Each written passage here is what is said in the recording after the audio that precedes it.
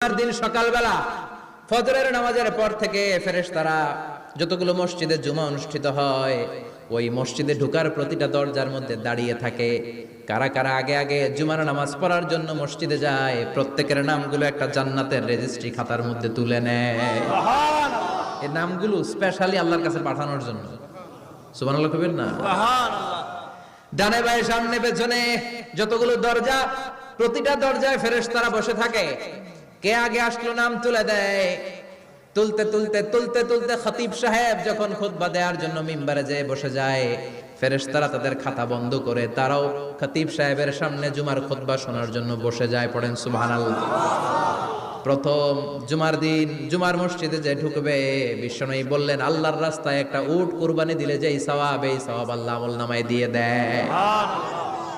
দ্বিতীয় পর্যায়ে যে ঢুকে, বিশ্বনবী বললেন বাকারা, গরু কুরবানির সওয়াব পায়। তিন নম্বরে যে ঢুকবে, বিশ্বনবী বললেন কাবসা, হাদিসের ভাষায় এসেছে আল কাবাস, কাবাস মানে হলো বকরি, বকরি কুরবানির সওয়াব। চার নম্বরে যে ঢুকবে তার হচ্ছে দাজাজা, দাজাজা মানে মুরগি। পাঁচ নম্বরে যে ঢুকবে, বিশ্বনবী বললেন বাইদা, নোয়াখালীরা কয় বয়দা, আমরা কই আন্ডা, কুমিল্লায় কই ডিম। আছে না নাই? আছে।